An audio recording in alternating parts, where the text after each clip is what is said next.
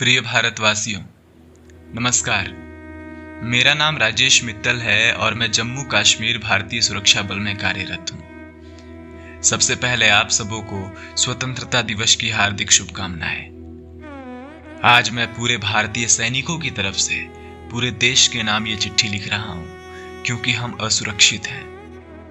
हम भारतीय सेना आपके लिए और इस देश के लिए हमेशा तैयार रहते हैं ताकि आप अपने परिवार के साथ हंसी खुशी रह सको, आप सुरक्षित रहकर इस देश के लिए वो सब कर सको जिससे इस देश को आगे बढ़ने में सपोर्ट मिले। लेकिन आपको पता है, आप सुरक्षित हैं, पर हम भारतीय सेना, हम इंडियन आर्मी असुरक्षित महसूस करते हैं क्योंकि हमारी सुरक्षा हमारा आत्मविश्वास है, हमारी सुरक्षा भारत की अखंडता है, भारत की एकता है, हमारी सुरक्षा हमारा हौसला है जो कि कहीं ना कहीं कमजोर पड़ता दिखाई देता है जब देखते हैं कि आज भी इस देश में महिलाएं असुरक्षित हैं, मर्डर हुए जा रहे हैं, भ्रष्टाचार, अशिक्षा, गरीबी, बेरोजगारी, बलात्कार, हिंदू मुस्लिम ना जाने ऐसे ही कितनी गलत चीजों के गुलाम हैं। तो हमें महसूस होता है कि हमारी शहादत, हमारी कुर्बानी किस काम की जब हमारा देश ही सुरक्षित नहीं। क्या हम सरहद पर सिर्फ इसलिए खड़े हैं कि बाहर के दुश्मन हमारे देश में ना आ सके, या सिर्फ इसलिए खड़े हैं कि देश के अंदर आप सुरक्षित और निश्चिंत होकर एक दूसरे से ही लड़ सको?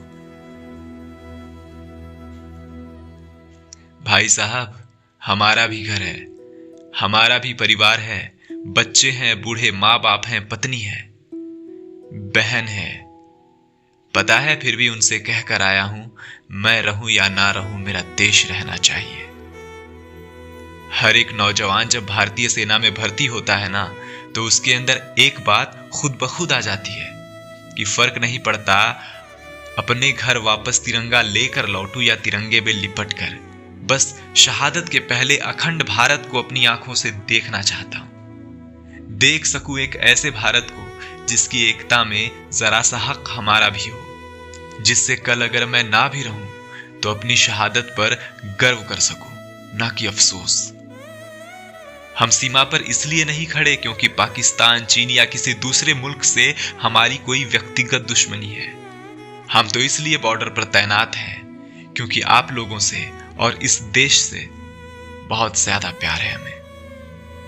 एक बात मैं कहना चाहता हूं कि कोई परवाह नहीं हमारी जान रहे न रहे, पर जितनी एकता हमारी शहादत के बाद दिखाते हैं ना आप लोग, तो हमारा हक है कि हमारी शहादत के पहले भी आपका भरपूर सपोर्ट हमें मिलना चाहिए।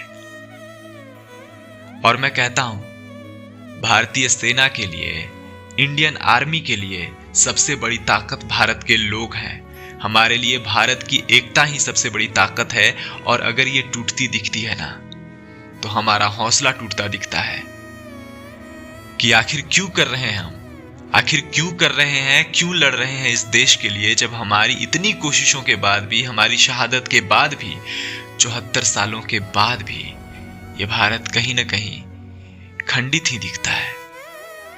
आपस में लड़ रहे हैं सारे, हिंदू मुस्लिम, ऊंच नीच। आखिर क्यों चल रहा है ये सब? बस इतना ही कहना चाहता हूं, इस देश की रक्षा करना, आपकी रक्षा करना हमारा कर्तव्य है, जो हम पूरी ईमानदारी से निभाते आए हैं और कल भी निभाएंगे। पर आपका साथ और आपकी एकता होगी तो इस देश पर उठने वाली हर बुरी नजर से हम जीत जाएंगे।